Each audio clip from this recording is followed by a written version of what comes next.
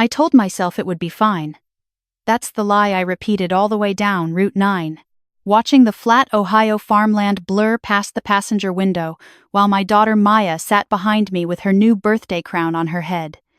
The paper kind with gold glitter letters spelling out "Birthday Girl" tilted slightly to one side because she'd put it on herself in the back seat. Without a mirror, she was turning 9 today. I told myself my mother had changed, that the last 2 years of careful conversations and holiday phone calls meant something. That this time, walking into her house for Maya's birthday dinner, things would be different. I told myself that 3 times. Once when I pulled out of our driveway. Once when I wrapped Maya's gift the night before a watercolor set with professional-grade brushes because she'd been asking for months. Once more when I buckled my seatbelt and said out loud to nobody, "It's going to be fine." It was not fine. My mother's house smelled like pot roast and Febreze and something artificially sweet, the way it always had. Balloons had been tied to the mailbox, pink and silver, and I felt a small, stupid loosening in my chest when I saw them. See? She made an effort, she remembered. My sister Vanessa's minivan was already parked in the driveway. Her kids, 8-year-old Tyler and 6-year-old Brooke, came barreling out the front door before I even had the car in park, shrieking each other's names, crashing into the yard like they owned the grass. Maya watched them through the window with that quiet, patient expression she gets when she's trying to decide whether to be excited or careful. She decided on excited. She unbuckled herself and ran toward them, and for about 4 minutes, it was the birthday I'd imagined on the drive over. Then we went inside. The dining table had been set with my mother's good china cream plates edged in gold, the ones that only came out for people she wanted to impress. In the center sat a cake. Pale yellow frosting, purple flowers piped around the edges, and written in careful script across the top, "Happy birthday, Tyler and Brooke." I stopped walking. Maya had stopped too, 1 step behind me, her small hand tightening around the strap of her little crossbody bag. Tyler and Brooke were not having birthdays. Tyler's birthday was in March. Brooke's was in November. Today was June 14th. Today was Maya's birthday. My mother swept out of the kitchen in her linen blouse, hair done, smelling like Chanel, looking exactly like a woman who had just done something wonderful and wanted credit for it. She spread her arms toward Tyler and Brooke. "There they are, my babies," and then she turned to us and said, "Maya, sweetheart, you're finally here." The way you say it to someone who is late to something they weren't really expected at. Maya looked at the cake. She looked at me. She looked at the cake again. I watched the understanding move across her face, the way weather moves across open water slowly at first, then all at once. She didn't cry. She was 9. She was already learning not to cry in rooms where crying would be used against her. My mother waved a hand toward the table and said, "I had the bakery make it for everyone. Isn't that sweet? All the grandchildren together." She said all the grandchildren like it meant something equal, like a cake that named 2 out of 3 was a generous gesture. Vanessa was already helping Brooke into a chair, not looking at me. Her husband Derek was filming on his phone. Maya stood beside me with her paper birthday crown. I crouched down next to her. I straightened the crown on her head with both hands, slowly, making sure it sat right. I smoothed the glitter letters with my thumb. She looked at me, and I saw everything I needed to see in her face, the question she didn't ask out loud, the answer she was already starting to accept, the particular stillness of a child who has decided to be brave before anyone asked her to be. "We're going to get our own cake later," I said, quiet enough that only she could hear. "Just us. You pick the flavor." She nodded once. "Mint chocolate chip?" she said. "Mint chocolate chip," I said. "Deal." We sat through dinner. I ate my pot roast and watched my mother refill Brooke's juice glass twice without glancing once at Maya's empty one. I watched her pull Tyler onto her lap for a photograph. I watched her ask Vanessa about the new house, about Derek's promotion, about the kids' swim lessons. She asked Maya 0 questions, not one. Not "How's 4th grade going?" or "What do you want to be when you grow up?" or even "Are you having a good birthday, baby?" Maya ate her dinner quietly. She cut her meat into very small pieces the way I'd taught her. She said please and thank you to everyone. At one point, she offered Brooke the last dinner roll because Brooke had reached for it at the same time she had. She was 9 years old, and she had better manners than every adult at that table. When Vanessa and Derek brought out wrapped presents for their kids' board games, a tablet case, a remote control car, Maya sat with her hands folded in her lap. My mother had placed one gift near her plate, finally, a thin envelope that turned out to contain a grocery store gift card. $20. The kind of gift you give when you forgot there was a birthday. Tyler's gift from my mother was a drone. Brooks was a porcelain doll still in its box. The drive back home was quiet. Maya had fallen asleep by the time we crossed back into our county, her birthday crown still on, her cheek pressed against the window. I kept both hands on the wheel and drove in the dark, and didn't let myself think until I pulled into our driveway and sat in the parked car listening to her breathe. Then I let myself think. I had bought Maya's watercolor set 2 weeks ago and wrapped it in the paper she'd pointed to at the craft store, yellow with small white stars. It was sitting on the kitchen counter at home, where I'd put it that morning so we could do a small celebration before heading to my mother's. She'd opened it at 8 a.m. in her pajamas while I made her birthday pancakes with strawberries. She'd held each brush like it was a small, important tool, and said, "These are professional. Mom, real artists use these." And I'd said, "I know, because you're a real artist." That had been her birthday. What happened at my mother's house was something else. I carried Maya inside without waking her, tucked her in with her crown still on because she would have wanted that, and then I went to my office and sat in the dark for a while. I'm a nurse practitioner. I manage things methodically. I document. I create systems. When something goes wrong with a patient, I don't panic. I gather information, establish a timeline, act with precision. I opened my laptop and found the folder I hadn't touched in 14 months, the one labeled Financial Documents. My mother was listed as a secondary beneficiary on my life insurance policy. She'd been there since before Maya was born, back when I thought that's what you did for family, when I still believed obligation and love were the same thing. I opened a new document and began typing. The changes took 20 minutes. I removed my mother's name. I adjusted Maya's share to 90% and designated the remaining 10 to a children's art foundation in our city. I sent the updated paperwork to my insurance broker with a note marked urgent, "Please process immediately." Then I sat back and listened to the house. It was 10:47 p.m. Through Maya's door, I could hear her breathing slow and even. On my phone, 3 texts had come in while I was driving. One from Vanessa. "Glad you could make it tonight. Mom really tried." One from my mother. "It was so nice to see you both. Drive safe." One from a number I didn't recognize that turned out to be a spam coupon for a mattress store. I didn't answer any of them. The next morning, Maya woke up and came to the kitchen table without her crown, which meant she'd taken it off in the night, which meant something had shifted in her sleep. She poured her own cereal and said, without looking up, "Mom, did Grandma forget it was my birthday?" I sat across from her. I waited until she looked at me. "No," I said. "She didn't forget." Maya chewed her cereal. "That's worse," she said. She was 9 years old. I drove her to school, came home, and called my mother. She answered on the second ring, voice bright, expecting nothing difficult.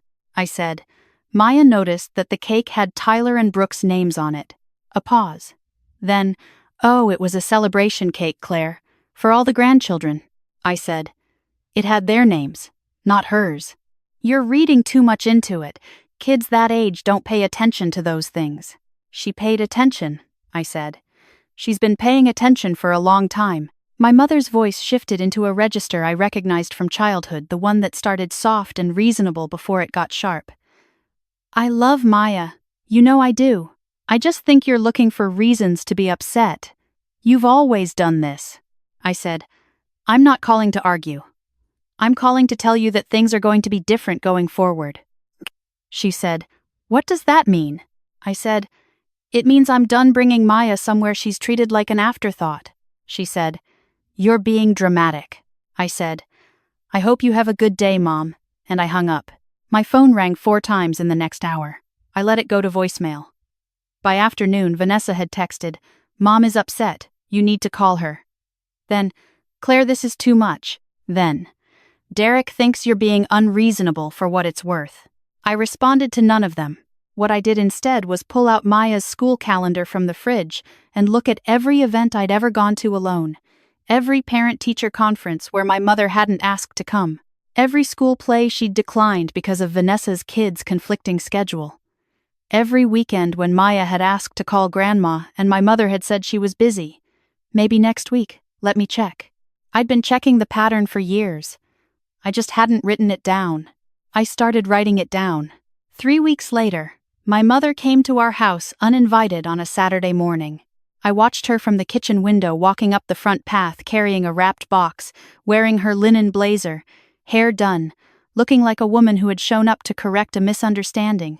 Maya was at the kitchen table doing a painting, purple and green blending into something she said was a storm that's also a garden, so I stepped outside before my mother could knock and closed the door behind me. She extended the box. "For Maya," she said. I felt terrible about the birthday. I really did. I didn't take it. "What's inside?" "A jewelry kit. The kind with the beading." She smiled. "She loves crafts," I said. "She paints. She doesn't really do beading." My mother's smile got a little tighter. "It's the thought, Claire." "What was the thought at dinner?" I asked. "What were you thinking when you ordered a cake with 2 names on it and not hers?" "I told you it was for all the grandchildren. Her name wasn't on it." My mother pulled the box back toward herself. "I don't know why you want to make this into something. I'd like you to leave," I said. She stared at me for a long moment. Then she said, "You're going to regret isolating us from her. She needs her family." I said, "She has family. She just doesn't need people who treat her like she doesn't matter." I went back inside. I closed the door.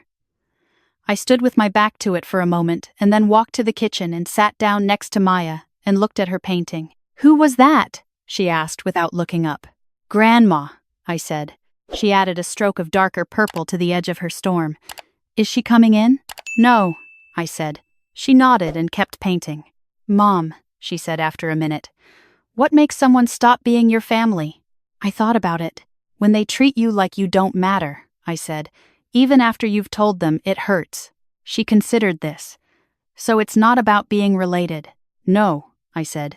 "It's about how they act." She painted her storm garden for another hour. When she finished, she held it up and squinted at it critically. "I think it needs something in the middle," she said, "like a light source." "What kind of light?" I asked. She thought about it. "The kind that doesn't ask permission," she said. I taped it to the refrigerator. The calls from my mother went from daily to several times a day over the following weeks.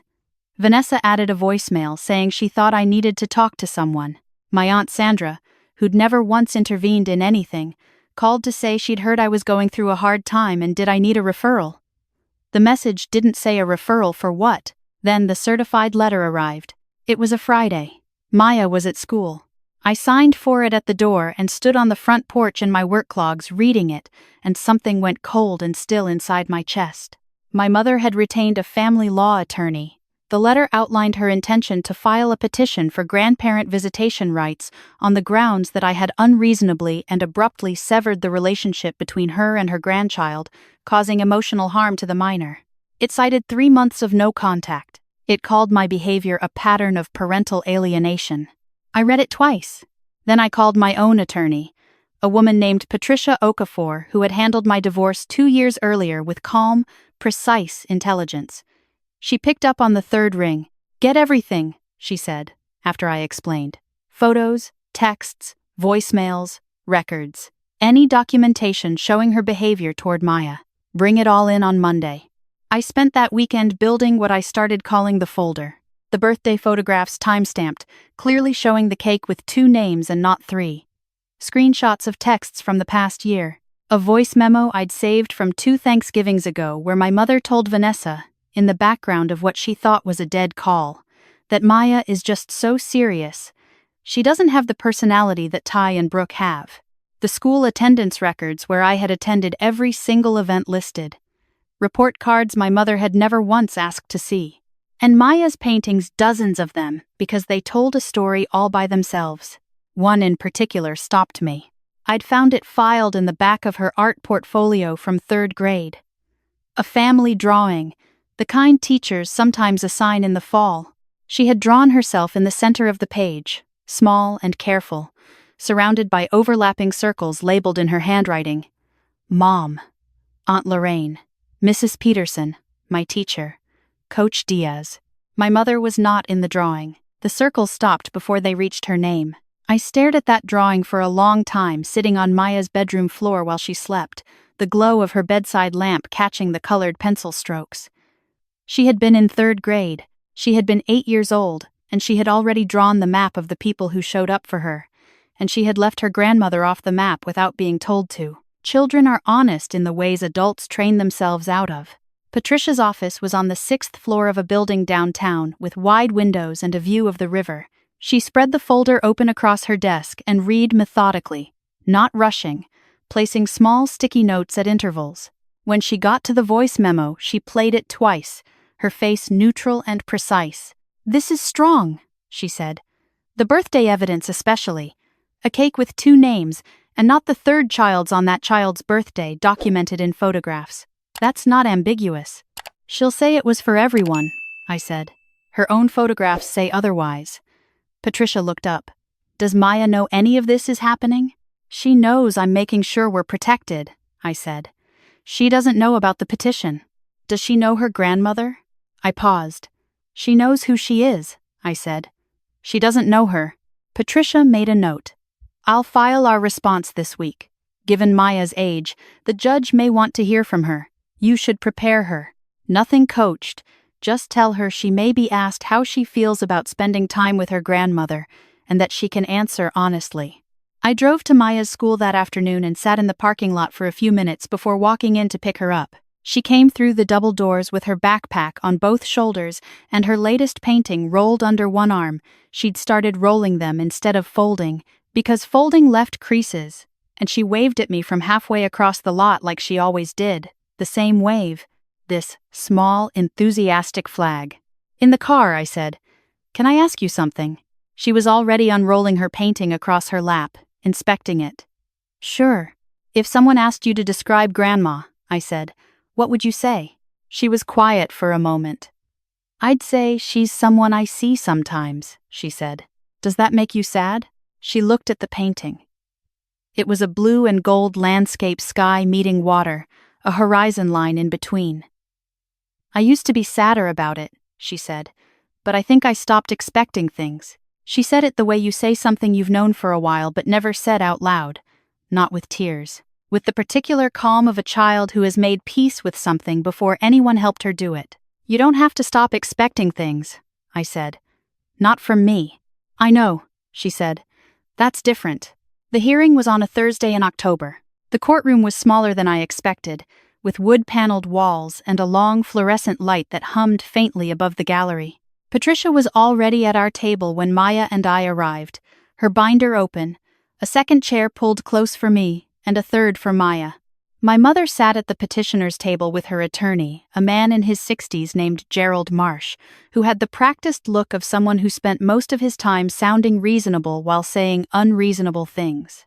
Vanessa was in the gallery, sitting beside my Aunt Sandra, who caught my eye and looked away. Maya sat next to me and folded her hands on the table and looked straight ahead at the bench. The judge's name was the Honorable Denise Carver. She was maybe 50, with short gray-streaked hair and reading glasses on a chain, and she walked in looking like a woman who had seen every version of every family argument and had reached a state of profound, practical clarity about all of it. Gerald Marsh went first. He described my mother as a devoted grandmother who had been cut off without cause, who was suffering the loss of a meaningful relationship with her only grandchild from one of her daughters, who asked only to be allowed to see Maya on a regular scheduled basis. He used the word devoted 4 times. He described me as acting from personal grievance rather than the child's best interest. My mother, when the judge turned to her, spoke in the careful, soft voice I recognized from every apology she'd never quite finished giving. She said she loved Maya unconditionally. She said she didn't always get things right, that the birthday dinner had been a mistake, that she regretted it. She did not say she was sorry directly to Maya. Patricia didn't raise her voice once. She pulled up the birthday photos on a shared monitor, the cake, the gifts, the timestamps.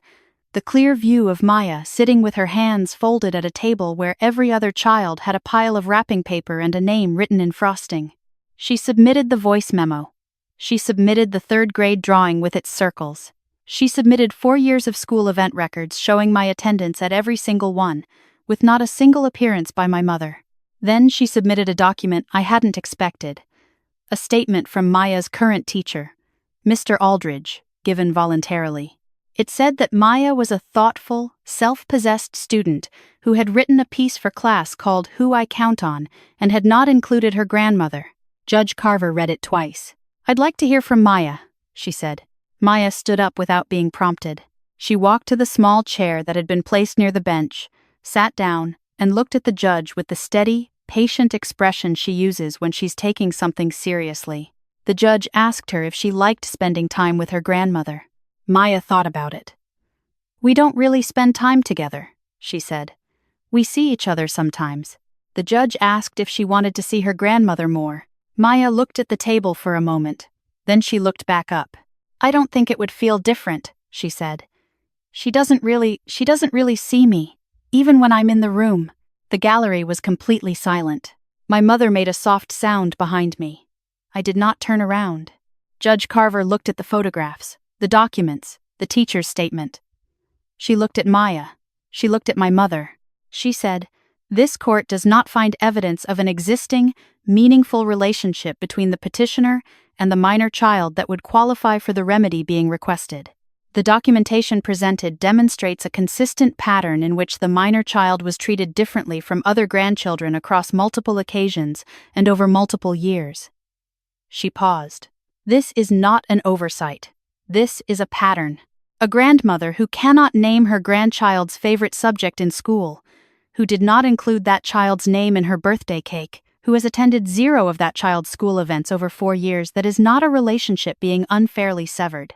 That is a relationship that was never adequately built." She closed the folder. "Petition denied. Case dismissed with prejudice." My mother's attorney said something quiet in her ear. She sat very still. Maya came back to the table and sat down next to me and exhaled once, long and slow. "Can we get pasta for dinner?" she asked. "Yes," I said. "We absolutely can." The weeks after the hearing were quiet in the way that happens after a storm, not peaceful exactly, but still. The phone calls stopped. Vanessa texted once to say she was disappointed in how things had turned out, and I didn't answer. My Aunt Sandra sent a card that said, "Thinking of you," with no further explanation, which I placed on the counter and looked at once before throwing away. What was not quiet was Maya. She started sleeping better. She started humming while she painted. She came home from school with more energy, talking faster, spilling projects and ideas onto the kitchen table before she'd even taken off her jacket. She joined the art club. She started keeping a sketchbook for drawings that weren't paintings, quick gesture sketches, buildings, hands, faces. One afternoon, she showed me a self-portrait she'd done in art class, pencil and charcoal, careful and observant, nothing idealized. "Do you like it?" I asked. She tilted her head and studied it. "I look like someone who knows something," she said. "You do," I agreed. She got into the regional youth art exhibition in February. The entry was a large watercolor, 2 feet by 3 feet, that she'd been working on for most of the fall. I'd watched it develop in pieces, layers of blue and gray and gold, something that kept shifting as I looked at it, the horizon line moving depending on where I stood. The night before the exhibition, she asked me to look at it one more time. It was a window from the inside of a room. Through the window, sky and water, the same horizon she'd been painting for months. But in the foreground, close and warm and clear, the edge of a table with 2 cups of tea and a vase of something just blooming. "What's it called?" I asked. "Still Here," she said. The exhibition was held at the County Arts Center, a renovated mill building with exposed brick and tall windows. Maya's painting was hung in the main gallery.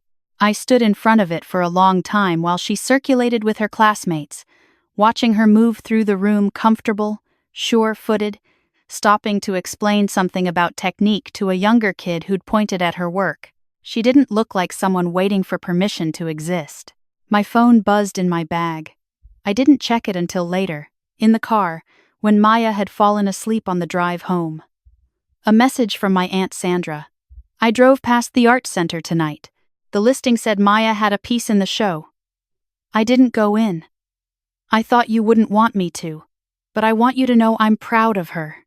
I held the phone and looked at it for a moment. Then I typed back, "You can come to things. You can be part of her life if you show up for it."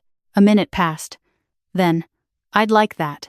I put the phone away and drove home through the dark and thought about what it meant to be shown up for, not the grand gestures, not the apologies wrapped in defensiveness, not the certified letters and formal tables and petitioned rights.